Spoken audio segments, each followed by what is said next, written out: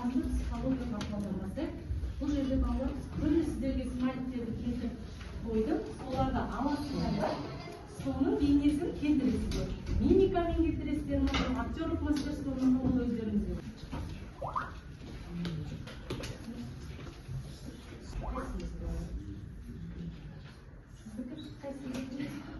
Қайсысы көрсетесіңіз?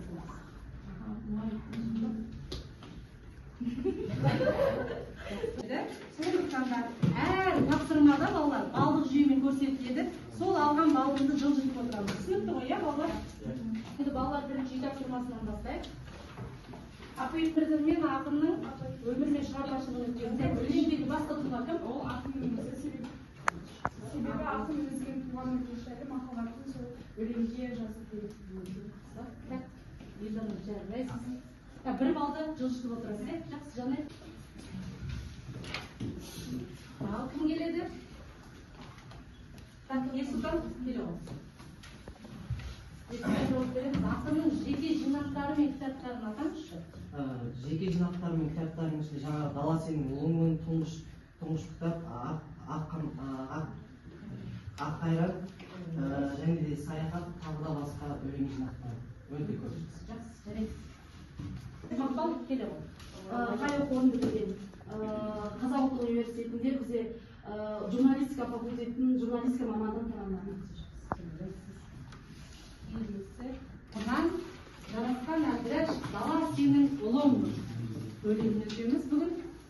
Өмірі мен шығармашылығын, жазған аудармаларын, жинақтарын бәрін атап өткенбіз. Жұмыс жасаймыз.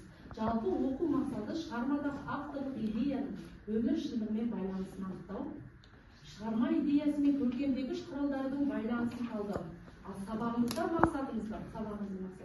шығармадағы авторлық идеяның өмір шындығымен байланысын анықтайды, көркемдегіш құралдармен ұштастыра білуіміз керек. Өзін сөйлетіп көрейік балалар. Дос дұшпанын ұқпаған, өртім бар ма, өлең болып шықпаған. Көк жиекке таянғанда әр күнім, ұғу үшін, сезу үшін барлығын, түнде екен деп, таңба екен деп, арайла, тұғырлы тау, ақ айдын, мен өзімнің қабағыма қараймын. Дос дұшпаным жоқ болса да, өртім қайтпаса да, көк жиектен тұрсам да, досым бар көктемде, өзімнің қабағымда қалмаймын. Дертім бар ма? Дос дұшпаным ұқпаған, өртім бар ма, өлең болып шықпаған. Жақсы балалар, жасанды интеллекттен жазушының ақынның өзі сөйлетіп көрдік, балалар. Тапсырма, қазір бірінші түсіндіріп өтейін. Бірінші топтық жұмыс жасаймыз балалар. Бірақ та мына тыңдалымды бар балалар, оқулықпен жұмыс жасаймыз. Сол кезде арғарата оқи отырып жұмыс жасаймыз. Өйткені бәрі бөл оны оқып тұра алмайды. Өзін тыңдаттым сіздерге. Енді бірінші топ сіздер сыншылар, ал сыншылар сіздерге тапсырма зейін салып тыңдап балаңыздар, не істеу керек екендеріңізді. Менталды карта әдісімен жұмыс жасайсыздар. Жарасқан әбдірашевтың «Дала сенің ұлыңмын» өлеңіндегі көркемдегіш құралдарды тауып, мәтін идеясымен байланысын көрсетесіз. Балалар дискрипторға мән береміз. Сонымен ғана жұмыс жасаймыз, артық ештеңе айтуға қажет жоқ. Осымен 4 балл аласыздар. Шығарма идеясы мен көркемдегіш құралдардың байланысын талдау жасайды. Түсінікті ғой, олар? Біздің хрестоматияда да қолдансаңыздар болады, нені де қолдансаңыздар болады, кітаптарына қарасаңыздар. Сатириктер сіздер ма, жаңағыдай сіз топпашысыздар. Толғанай сізге жүк көп арқылы топпашыға сіздің ұйымдастыруыңызға көптеген байланысты болады. Пирамидалық талқылау парақ деп аталады. Сатириктер тыңдағаныңыздар, ол жерде балалар сіздер жырды қайдан аламыз? Кез келген үзіндісін аласыздар, мен білмеймін. Мүмкін хрестоматияны қолданасыздар. Жыр жолдарын шығарма идеясымен байланыстырасыздар. Автор не айтқысы келді бұл өлең арқылы, ортақ түйінді ойды ортасына жазасыздар. Сызасыздар да. Көріп тұрсыздар, жан-жаққа шашасыздар да. Бірақ ортаға не болу керек? Ой болыңыздар. Ойды идеясын. Ең басты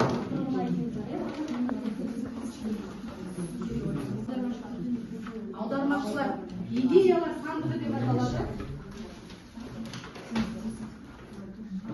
Бұл жерде балалар аудармашылар идеялар сандық әдісі үшінші берілген үзінділерді оқып, жаңағы автордың өзін сынап аласыздар ма, шын жатқан жоқ, әлде кітаптан аласыздар ма өздеріңіз білесіздер. Шығармада көтерілген мәселеге қатысты идеясын анықтайсыз. Енді дискрипторына мән беріңіздер. Шығармадағы көтерілген мәселені табады, қандай мәселе көтеріліп тұрмайсыз. Мәселеге қатысты автордың идеясын анықтайсыздар. Алған үзінділеріңізді ашып бересіздер. Жастаным, тер төгуден, өртенуден қашпадым. Шаршағанда шалғынымда жастаным, шалқаласам, шаңырағым аспаным.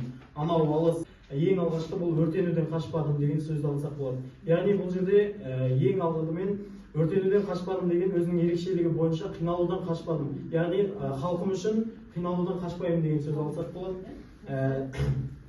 Және де келесі бұл күмбез таулар тесер биікті деген.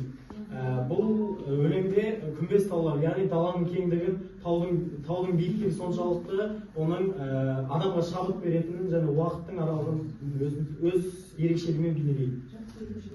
Бұл өлеңдегі көркемдегіш құралдардың бірі синек топырақ, яғни жалпы ұғымды нақты бөліктерге бөліп түсіндіреді. Бізде дескрипторда жолдардың шығарма идеясымен байланыстырып ортақ түйінді ой жазады. Бағытын ешқашанда елестете алмаймын. Яғни бұл жерде бұл жолдар бір сөзбен айтқанда отансүйгіштік сезімін білдіреді. Туған дала азабын уайымдарыңа демесау сезіндім. Пайымдадым, іріліктен дейсің бе, әлі күнге сыйса алмай келеді кейіннен. Бұл жердегі біз негізгі жаңағы сөздерді алатын болсақ, өктемді, ғарасыздық және күндестік болып табылады. Дала дегенде ақын тамырының тарихында адамдардың мінезін де ескере алады. Кей ұлдардың тағдырын заманына өктемдігі көкпар қылып тартты десе, енді біреуінің өмірлерін күндестік бұлтты басқанын нақты айтқан. Жұмыс жасауымыз керек. Бұл жерде не істеуіміз керек? Көркем ойларын теріп жазады, өзіндіге сай келетін мақал мәтелдер табады. Жоқ сабыр, енге деймін дүниеге басқа бір. Елжіреген жүрегімнің жылуы өсіреді тасқа гүл деген. Яғни бұл жерде екіншісі де түйінін айта кетсек, бұл жерде түйіні өзі жарасқан әбдіреш тығырыққа тірелген кезі деп білемін. Өйткені қазір сабырлықтың жоқтығын мына өлең жолдарынан біле аламыз.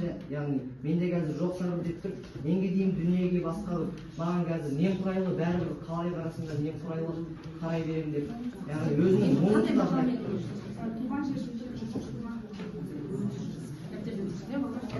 балдарының қосында қанша бал оқылады? 2 бал.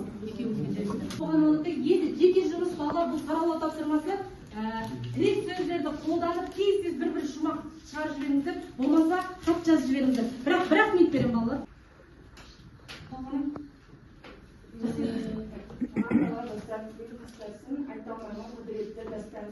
Бақытын тек бірақ келер ақынның бір тарауы мына менен басталсын.